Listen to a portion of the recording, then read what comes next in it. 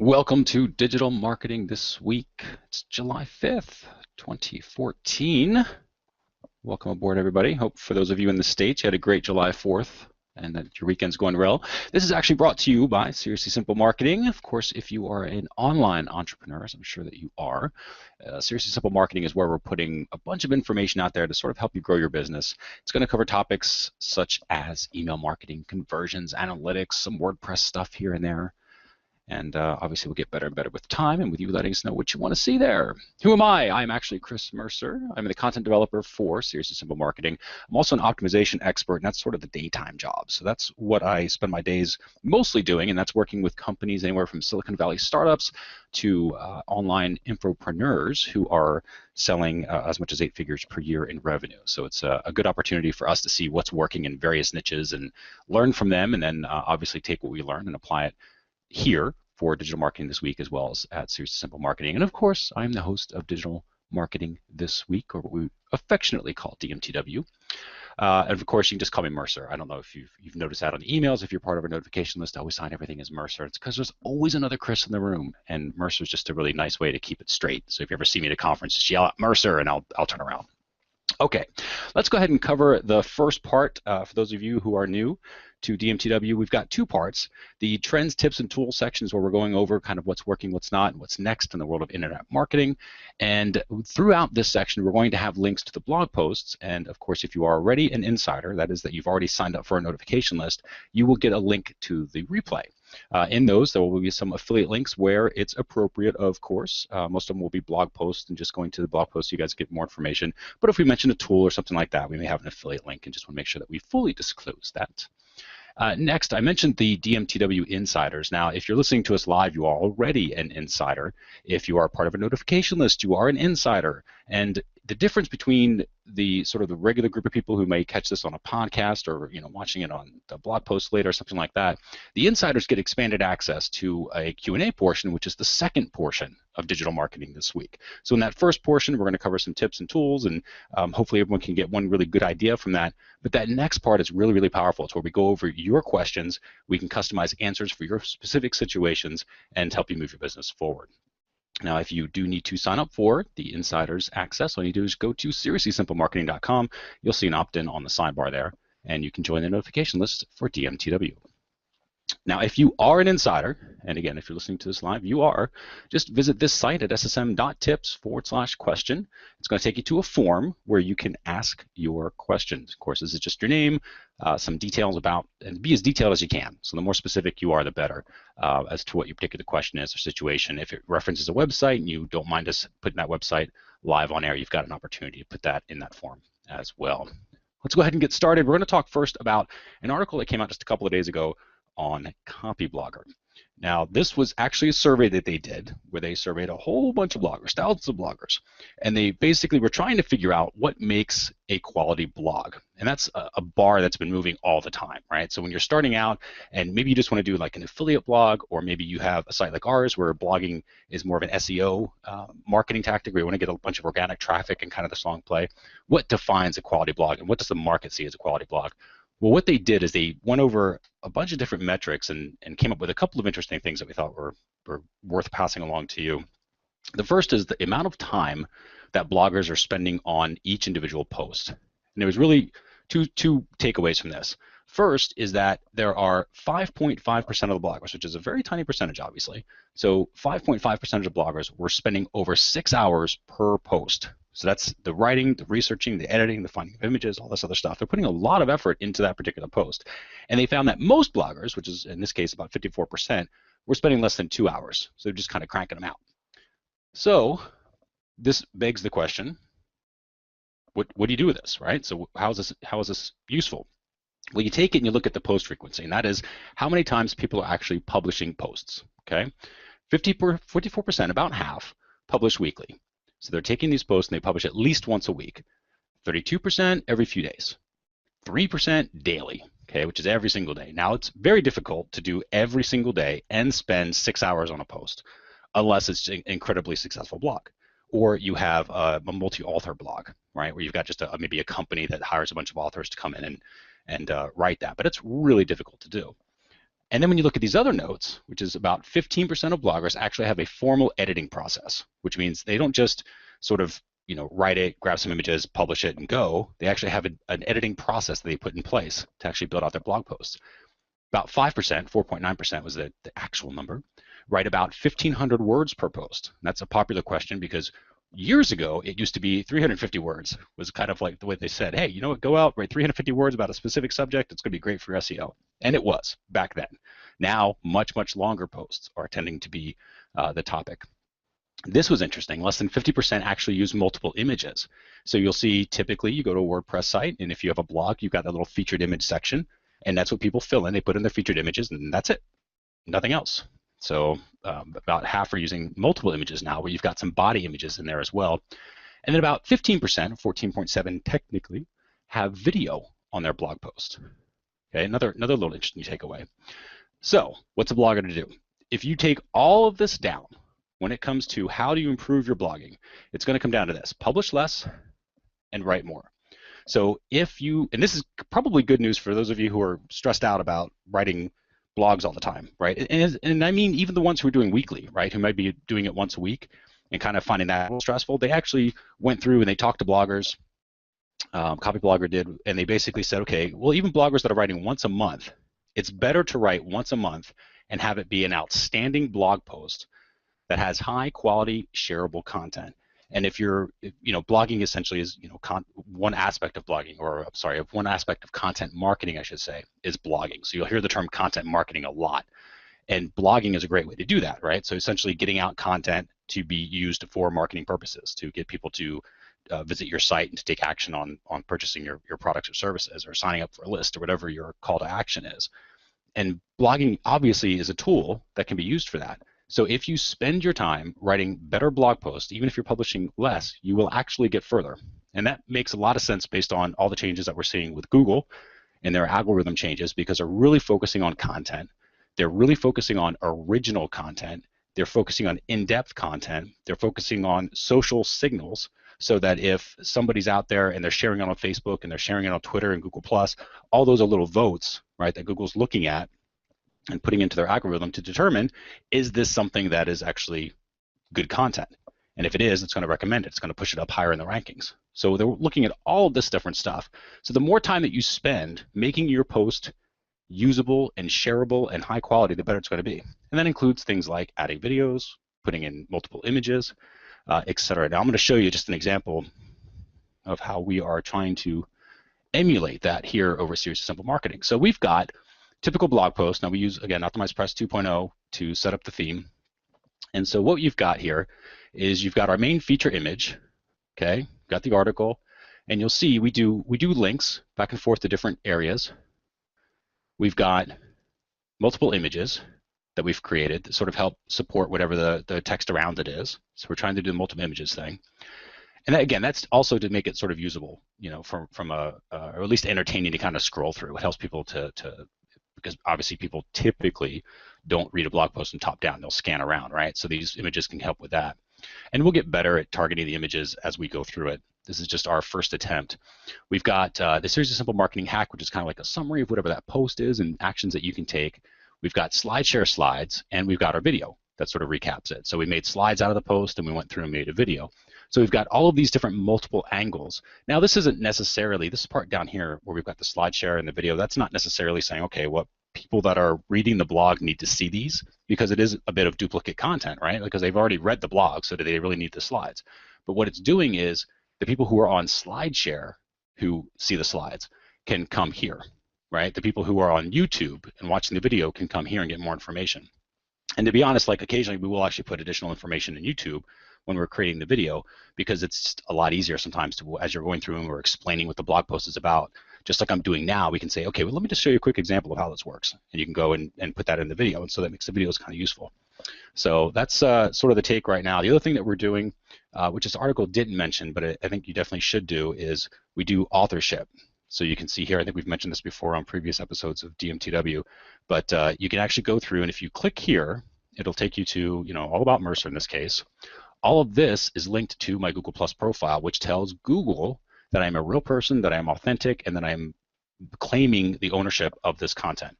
So it kind of goes under my name as content. It goes, oh, this is actually a real person. It's not some spam bot or article spinner that's kicking this stuff out. And so that helps us get a better quality rating.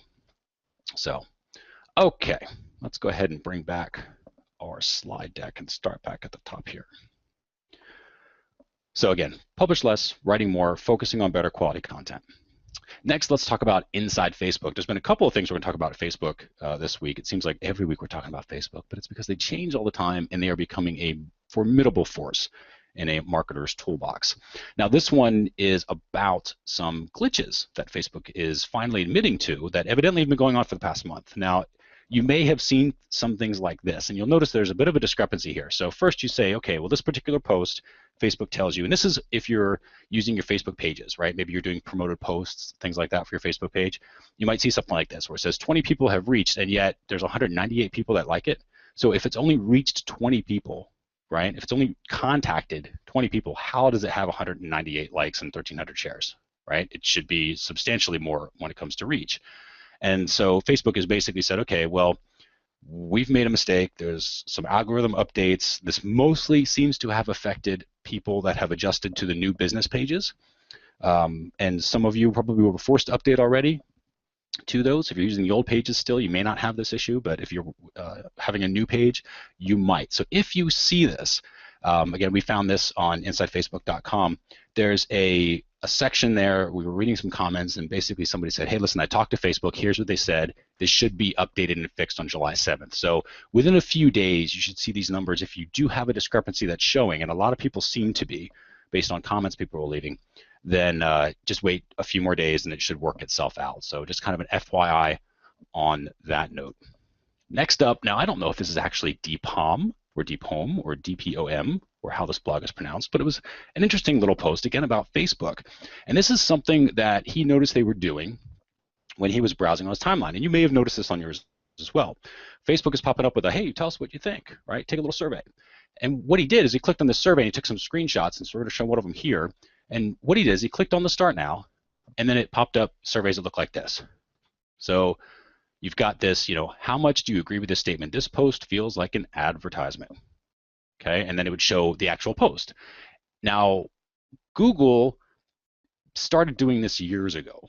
Years ago they started doing this, and this is basically teaching the machine, teaching its algorithm. They actually went and recruited a whole bunch of humans to go through and do surveys like this so that its algorithm could learn what was an advertisement and what was content. And it did such things as, is this a video or not? And it would show an animated GIF or end of video, and it would ask the humans, you know, which one is a video, so that it could learn what a video is. And that's how Google can determine content. This was years and years ago, right? So Google's way ahead of the curve on this. Facebook is now starting to do this. And so you've got this statement. How much do you agree with this statement? This post feels like an advert. And you've got people out there clicking, and I'm venture to say, you know, hundreds of thousands of people that are participating in this are clicking away, teaching Facebook what is an advertisement and what is not. So what does this mean? How could this affect your marketing? This is where you sort of have to look into the crystal ball and see, okay, what is Facebook thinking, and how can I basically be ahead of the curve without getting smacked? And at the end of the day, it's going to come to this. Your ads have to deliver some sort of value. So this is an important rule anyway, even when it comes to sales pages. If you deliver value in the actual sales page, even if they don't buy, right? Don't even think about that. Your first thing is, if I read this sales page, did I get something from it, right? So did I learn the 3 tricks to do this or whatever? And your ads actually need to be the same way. Now, how can you make an ad like, you know, that orange is the new black ad that we had as an example? How do you make that, you know, deliver value? You know, that particular ad was just a pure straight ad. Didn't really deliver any value, just sort of said, you know, hey, here's where it is, you know, this is the time it's coming up. I mean, I guess that's kind of value, but it's not, if you're delivering that about your ebook, like, hey, pick up my ebook here and here's a link, there's no value in that. So you've got to make the ad have some sort of value. Now that can come from delivering content where it's, you know, here's, you know, let's say this is a book about email marketing. You know, email marketing tip, always test your subject headline, find 32 more here. Right, something like that. So now you've got an ad that's delivered content. So even though it's an ad, and admittedly it's an ad, right? So people aren't going to be stupid. They're not going to be tricked into thinking that your ad is not an ad. They're going to know it's an ad. But it's the idea that there's content being delivered, that people are okay with it, that people are going to appreciate it in some way, shape, or form. This is going to give you a quality score. And that's what I think Facebook is going to be doing here. And they're doing it already, I mean, just with regular Facebook ads. But this is going to be another thing that they're going to start throwing on to an advertiser to basically give them a quality score. And if the advertiser has a low quality score, it's going to cost you a lot more money to be in front of people. And so that's what we kind of see here. So again, have your ad deliver value. You could also do it in just the way that you do copywriting on the ad. You know, is it something that's maybe funny to read, or maybe the image that you're using is kind of funny, something like that. Something that makes people laugh or smile is still delivering value. And again, we're not trying to hide the ad. That's not the point. You're not going to be able to do that. People are smart. They're going to know that you're advertising. But if you can make that advertising something that is useful, shareable, appreciated in some way, shape, or form, somehow useful, even if it's only useful a little bit, that's going to get you further ahead when it comes to the changes over Facebook. Next, we wanted to cover James Clear. Now, if you're not following James Clear, he's actually a really good guy to follow. He's a kind of works in the fitness niche. He does, I believe his list is around 70,000 plus, something around those lines. He's got a newsletter that he puts out. But he talks a lot, not so much about, I mean, yes, about weightlifting and exercise and that sort of thing, but it's not every day about that. What it's really about is about habits and about building habits. And the reason that we wanted to bring James Clear, which is at jamesclear.com, we wanted to bring him on for this particular section here because he wrote a post, I actually believe this was yesterday this came out, where he talked about, and I hope I'm pronouncing her first name right because I'm not sure, I believe it's Twyla Tharp. So I'm going to go with Twyla. But she is a dancer who just came out with this book, and she's run this dance house out in New York. And he brought it up by saying, listen, hey, here's her book, which, by the way, led to an affiliate link on Amazon. So go, James. That was a great idea. And this quote was kind of interesting. So he took this little section of this book, and he said, okay, here's a quote from Twyla. I begin each day of my life with a ritual.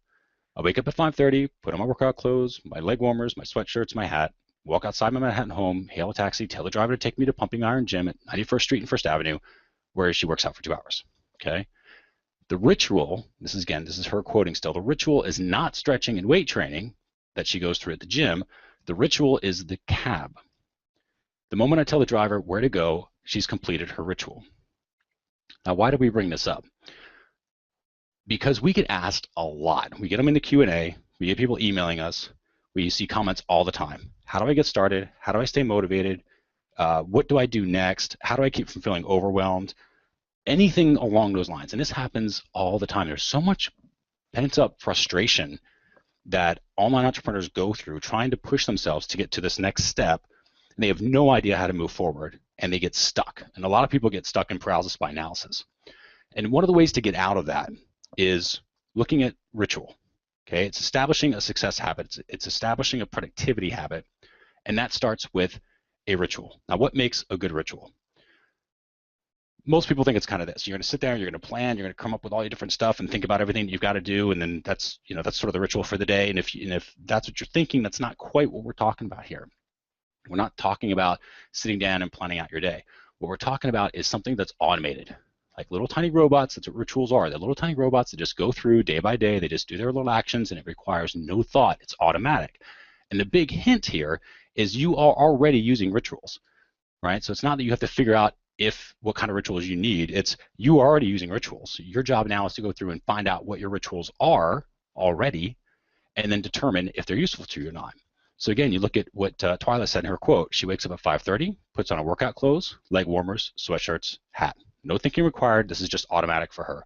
She walks outside, hails a taxi, tells the driver to take her to the gym on 91st and First Avenue. Again, automatic. Doesn't have to do any thinking.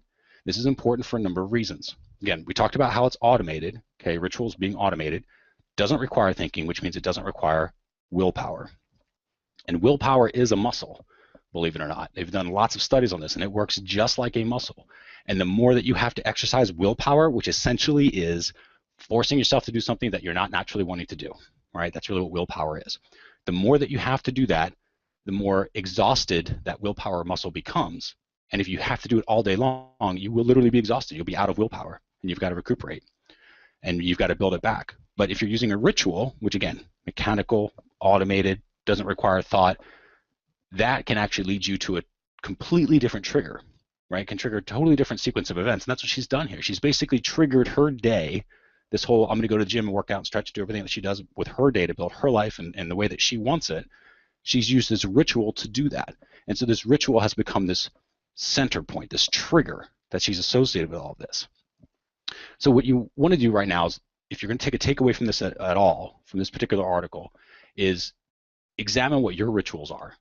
And then again, determine, are they good for you? Are they leading you in the right direction, or are they leading you in the bad direction? And I'll give you an example from my own personal life. I have noticed that there are days, well, I'll wake up, and I'm a morning person, so I love waking up in the morning. I can get up at 5 in the morning, not a problem. You know, I'd much rather work at 5 or 6 in the morning. We actually start our days here with my company at 7 in the morning with conference calls, because we have outsourcers that are overseas, and it actually works out perfectly for them and for me, which is great. But what I've noticed is, if I start my day by waking up, getting in the shower, getting shaved, getting dressed, and getting going, I have a much better day. I'm more productive from the very start. Okay, so again, ritual. Don't have to think about it. You just get up, go to the shower, do your thing. There are some days where I will sit, go to the couch, be like, okay, I'm just going to take the computer, work on the couch for a little bit. I'm going to watch CNN, get started with my day, a little early before the conference calls start. I'm going to watch CNN and catch up on headline news. My days, by and large, are not as productive on those days. And part of that is because of the ritual that I'm using. Part of that is because I'm not putting myself in the most productive mindset. And so there's just a real quick sort of personal example of what I've noticed on my own. And now that I've sort of been aware of that, guess what I'm going to be doing? Shower every day. Not that I wasn't taking a shower, but you get my point. Starting the day with a shower. Okay, that brings us to the end of our news trip trends and tools and all sorts of fun stuff about internet marketing. And as always, if you know of somebody who could benefit from this, please feel free to share us on Facebook, Twitter, LinkedIn, Google+, whatever you tend to use. And if you just want to point them to SeriouslySimpleMarketing.com, again, there's a little sign up there. They'll be part of the notification list where they can choose either to join us live each week or to go for just the replay, where they will still hear the entire episode, including the Q&A. Thanks again for joining us. Enjoy the rest of your weekend, and we'll talk to y'all soon. See you next week.